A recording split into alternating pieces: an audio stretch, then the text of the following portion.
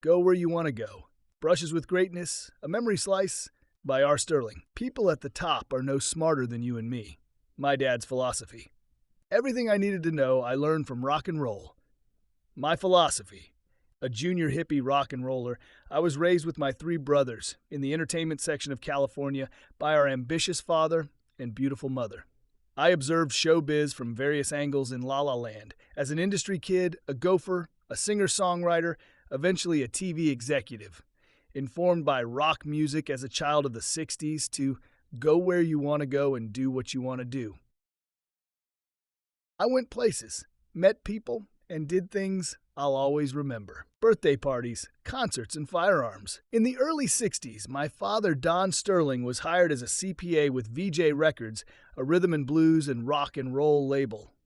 According to Wikipedia, Vee-Jay's biggest successes occurred in 1962-1964 with the rise of the Four Seasons and the distribution of early Beatles material, Please Please Me, From Me to You, Love Me Do, Twist and Shout, and Do You Want to Know a Secret? Because EMI's United States company Capitol initially refused to release Beatles records. With Capitol Records asleep at the wheel, Vee-Jay seized the opportunity and released the Beatles' very first album in the United States, Introducing the Beatles. Vee-Jay's success with the Beatles propelled several careers, including my dad's. Jay Lasker, Lou Adler, and Bobby Roberts formed Dunhill Records. Dad became the business manager for several Dunhill acts and brought home lots of great albums and a few golden concert tickets. One day in 1965, we were in the car and I was singing along to the Mamas and Papas' huge hit California Dreamin' on radio station 93 KHJ. Dad said, "What do you think of this song?" "Love it. It's really groovy," the four brothers said in rare unison. "Well, this group is my new client." We were thrilled. That was the start of our rock and roll adventures. In 1966, I was 7 when we saw the Beatles at Dodger Stadium, their second-to-last concert. Sitting in the front row next to producer Peter Asher, I watched him go back and forth to the stage, first to perform with his duo Peter and Gordon the song World Without Love, written by Paul McCartney, which became a #1 hit, back to his seat next to me, then back on stage to bring on the Beatles. Chain-link fences were installed to keep Beatles' frenzied fans from running onto the field, while high-decibel screams from female fans threatened to drown out the music. Yet I heard every song loud and clear. The Beatles performed a set of 11 songs with exhilarating style. Another standout concert I saw with my brother Scott in 1968 was the Doors, Steppenwolf, and the Chambers Brothers at the Hollywood Bowl. All three bands were hypnotizing, at times a bit scary for 9-year-old me. Hard rocker Jimi Hendrix opened for pop band The Monkees, an odd combination at the Hollywood Bowl. My brother Bob and I watched the concert from a box seat that we shared with Dean Torrance of Jan and Dean, a famous surf music duo. After Hendrix played his set, a woman with a huge afro walked through the aisle shouting, "He's fantastic! So far out!" Bob and I looked at each other like the lady was crazy. We had just heard him play an out-of-tune, ear-piercing show, pour lighter fluid on and set on fire his perfectly good Fender Stratocaster, then fall to his knees pretending to hump the flaming guitar. About 6 months later, I finally got how far out Hendrix was and bought his records. But when I heard that Hollywood Bowl show years later online, he was totally out of tune and reportedly on acid. Hendrix was one of those rock stars who passed away at age 27. The original Mamas and Papas group were short-lived but very impactful. They didn't play a lot of live shows, but we got to see all of their LA shows.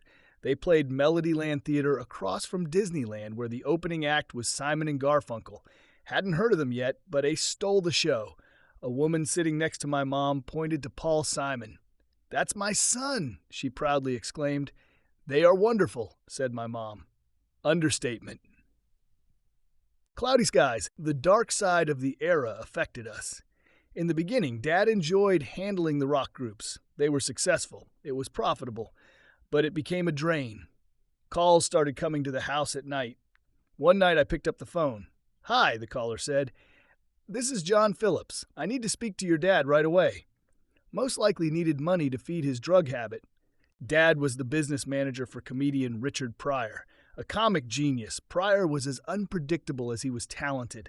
One day, Pryor's wife called my dad in a frantic voice saying, "Richard just left with a loaded pistol. He said he's going to kill his lawyer, his business manager, and then me." Dad bought a gun that day. Earlier that year, his partner Joe Saliers was going to his car in the underground garage where he was met by a gunman who shot him in the arm. It was rumored the shooting had to do with Three Dog Night, the supergroup he was managing. It was mostly good times, though, for me at least. When I was 7 in 1966, the family went to John and Michelle Phillips's house in Bel Air for an Easter egg hunt on Easter Sunday. All the mamas and papas were there, and other bands with kids. My brothers and I searched acres of lawn and trees for the hidden painted eggs. Sitcom star Mackenzie Phillips was there. China, later of Wilson Phillips, was born the following year. The hunt was probably a ploy to keep the kids outside so the adults could do what adults did in the 60s. Bel Air was for the richest of the rich, stodgier than the freewheeling Laurel Canyon where Cass lived. Behind the gates of the Phillips' massive house was a den of iniquity. The previous resident was Jimi Hendrix, who reportedly stashed drugs all around the place. Stories of madness and mayhem in the Bel Air house are described in Papa John Phillips' 1986 autobiography, which details the rise of the Mamas and Papas and the depths to which Phillips fell, including allegations of incest made by daughter Mackenzie. My mom thought Mama Michelle Phillips, a famous beauty, was disgusting. Supposedly, Mom saw her throwing chicken bones on the floor. I suspect Mom disapproved of the drugs and sex craziness as described in Phillips' book. Mamas and Papas indeed. Say what you will about John Phillips. They recorded some timeless songs.